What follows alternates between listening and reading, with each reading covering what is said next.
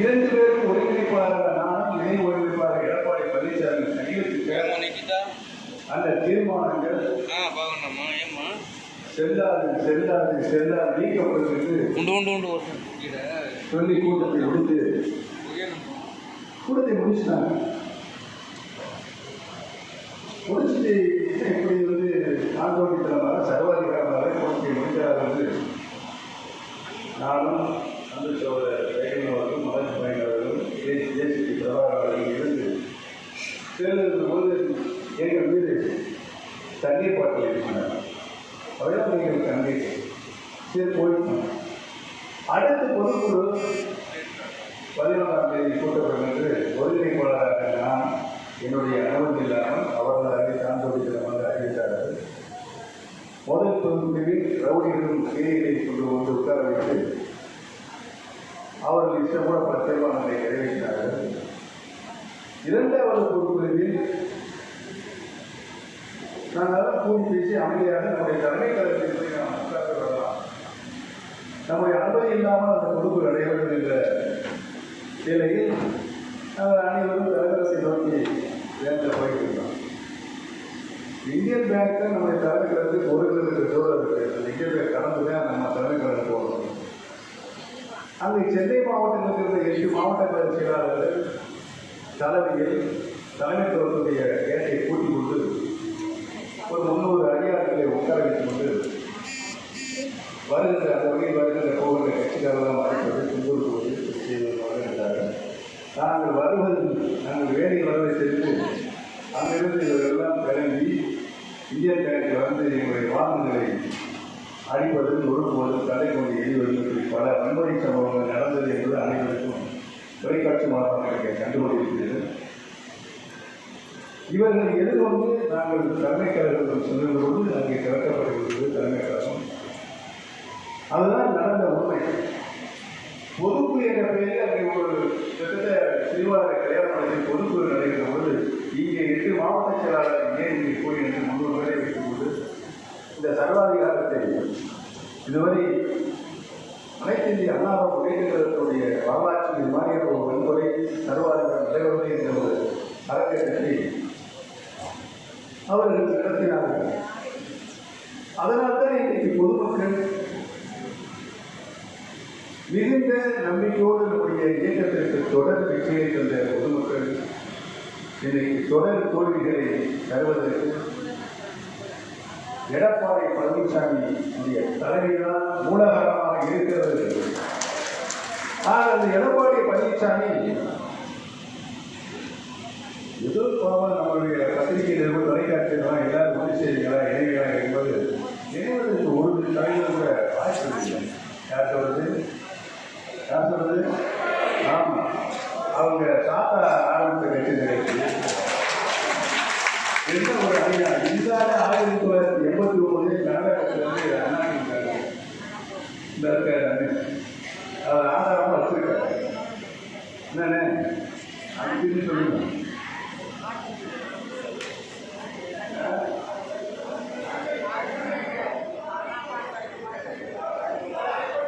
அவங்கள வந்து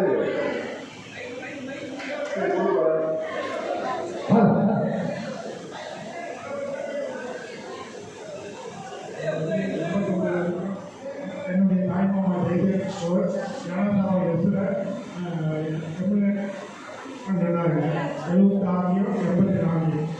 வந்து அவர் கூட உறுதுணையாக கூட போய் வேலை செஞ்சிருக்கிறவர் எடப்பாடி பழனிசாமி. அவர் வந்து 89க்கு முன்னர் உறுப்பினருக்காக அவர் இல்லைங்க. இதுதான் அவர் வந்து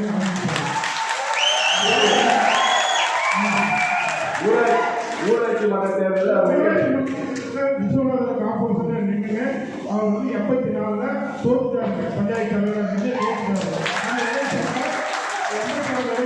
அப்புறம் பஞ்சாயத்து தலைவர் நின்றாங்க. அப்போ நின்று தோற்று அவரும் தோற்றுட்டார். பழனிசாமி தோற்றுட்டார். விஸ்வநாதன் அவர் தான் கேட்காரு. அவர் பேரதான் இருக்காரு. அவர் செய்தது வந்து என்னுடைய சொந்த தாய்மாமா. அவர் இறந்தார். ஒரு 20 வருஷத்துக்கு இறந்தார். அவர்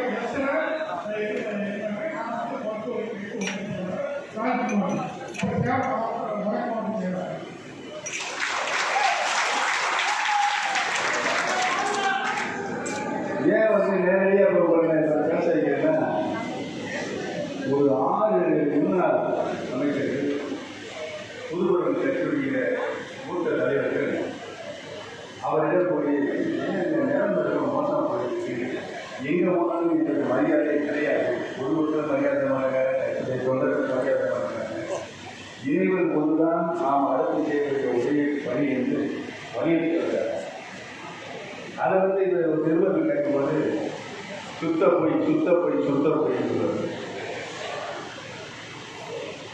அவர் சந்திச்சு அவங்க 6 பேருக்கு சந்திச்சதை விட பத்திரிகையில் எழுதிட்டாங்க வாக்கணுமா, இவர் சுத்த போயிட்டாரு.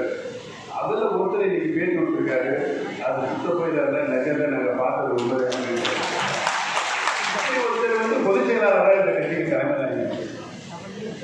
அவர் பேசுறது கூட பொய். என்னைய தனிப்பட்ட முறையில் பேசுகிற போது எதுவுமே காரணம் தவறு செய்ய சொல்லு எடப்பாடி பழனிசாமி.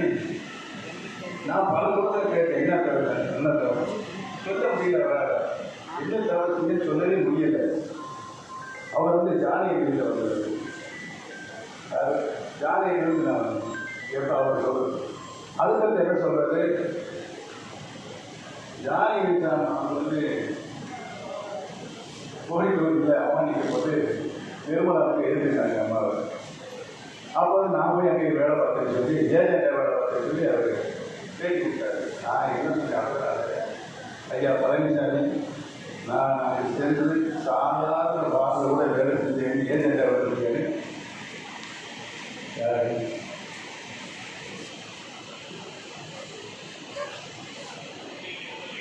நான் வேலை செஞ்சு நீங்கள் நிரூபித்தீங்கன்னா நான் அரசியல் விட்டு விளைவிட்டேன், நிரூபிக்கலைன்னா நீங்கள் அரசியல் விட்டு வர தயாராக இருக்கேன். இதுக்கு பதில் இல்லை. கால சூழலை நாம் 2 அடியாக பெற்றோம். சோழத்தில் 1989 தேர்தலில் நாம் தோல்விட்டோம். தலைவர்கள் ஒன்று சேர்வதற்கு முன்பாக தொண்டர்கள் அனைவரும் ஒன்று சேர்ந்து மீண்டும் அனைத்து இந்திய அண்ணா மீட்பு மதுரை மருங்காவதி தேர்தலில் வெற்றி பெற்றோம். இதுதான் வரலாறு. அம்மா இன்னைக்கு மாவட்ட செயலாளர் கூப்பிட்டு பேசினாங்க. பன்னீர்செல்வம் அம்மா ஒரு பேரில் பேப்பர் எடுத்துட்டாங்க. முதல்ல சொல்லுங்க, எப்போ என்ன அப்படின்னு சொல்லி வச்சிருக்கேன். நகர எம்ஜிஆர் இணை செயலாளர்மா, அப்புறம் நகர செயலாளர் 2 முறை நகர செயலாளர் ஏகமாக தேர்ந்தெடுத்தேன். அப்புறம் அம்மா மாவட்ட எம்ஜிஆர் செயலாளர் போட்டீங்க, அப்புறம் மாவட்ட செயலாளர் போட்டீங்க, அப்புறம் எம்எல்ஏ ஆகிட்டீங்க, அதுக்கு இடையில நகரமன்ற தலைவர் ஆகணும், எம்எல்ஏ ஆகிங்க. சும்மா சொல்லுங்க, காணியம் இல்லைங்க. ஆமாம்மா, காணியம் இல்லாமல் நான் சொன்னதை திரும்ப அழுத்தமாக சொல்லுங்க. நான் மெதுவாக சொல்றேன், நான் ஜானகி இருந்தவாங்க இதெல்லாம் அடுத்த மாதிரி சொல்லுங்க இருக்காங்க. ஏன் அப்படி சொன்னாங்கன்னா, ஜானகிங்கிறது எல்லாருக்குமே அமைச்சராக அதை என்ன பண்ணிக்கலாம், தெரிஞ்சா சேர்ந்துட்டோம் போனால் தான் கேட்கலாம். சரிங்களா? இவர் அதவே சொல்லிட்டே இருக்காரு. இப்போ என்ன, ஜானகி அம்மாவுக்கு 100ஆண்டு ஜானகி அம்மாவுக்கு அந்த ஜானகி அணிலிருந்ததே பெரிய பாவச்செயலாக என்னை உருவகப்படுத்திய எடப்பாடி பழனிசாமி காலத்துடைய கட்டாயம். தலைவர் ஆன்மாவும் அம்மாவுடைய ஆன்மாவும் இன்றைக்கும் கட்சியை வழிநடத்திக் கொண்டிருக்கிறது. அந்தந்த பகுதியில் இருக்கின்ற அமைப்புகள் கட்டமைப்புகள் நிறைவாக இருக்கிறது. பல நேரங்களில் நான் சொல்லிவிட்டேன், பல கூட்டங்களில் சொல்லிவிட்டேன். நானும் தலைமைகள் நிர்வாகிகள் அனைத்து மாவட்டங்களும் வருவாய் மாவட்டம் 38 வருவாய் மாவட்டம் சொல்லிவிட்டோம். அது இன்னும் சில குறைபாடு இருக்கிறது. ஜனவரி மாதம் மீண்டும் தலைமை கழகங்களுடைய நிர்வாகிகளுடைய குழு அனைத்து கட்சி மாவட்டங்களுக்கும் நாங்கள் வருவோம்.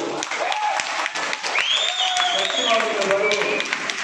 கிளைக்கழகங்கள், ஊராட்சியில் இருக்கின்ற பஞ்சாயத்தில் இருக்கின்ற கிளைக்கழகங்கள் கிராமத்தில் முதற்கொண்டு கார்பரேஷன் மாநகராட்சி வரைக்கும் கிளைக்கழகங்கள் உருவாக்கப்படும். கிளைக்கழக செயலாளர் மட்டும் இல்லாமல் அதற்கு கீழே இருக்கின்ற 8 நிர்வாகிகள் உருவாக்கப்பட வேண்டும். அப்பொழுதுதான் எந்த தேர்தல் வந்தாலும் நம்மளை வெல்லுவதற்கு இயக்கமே இல்லை, கட்சிகள் இந்த சூழலை உருவாகும். நாங்கள் ஜனவரி மாதம் நாங்கள் குழு வருவோம். எல்லா கிளையும் போட்டு முடிச்சு கொடுத்தா தான் நாங்கள் அந்த மாவட்டத்தை மட்டும் வெளியேறுவோம். அதே சொல்லியிருக்காங்க. பயமுறுத்தலுக்கான சொல்லல, உண்மை நிலையை முயற்சி திருவினையாகும்.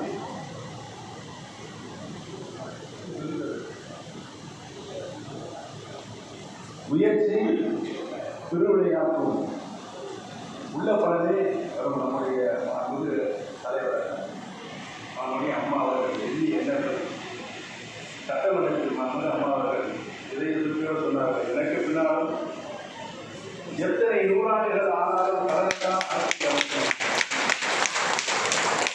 அந்த நிலையை உருவாக்குகின்ற ஒரே இயக்கம் இங்கே கூறியிருக்கின்ற நம்முடைய இயக்கம் தான் என்பதை நான்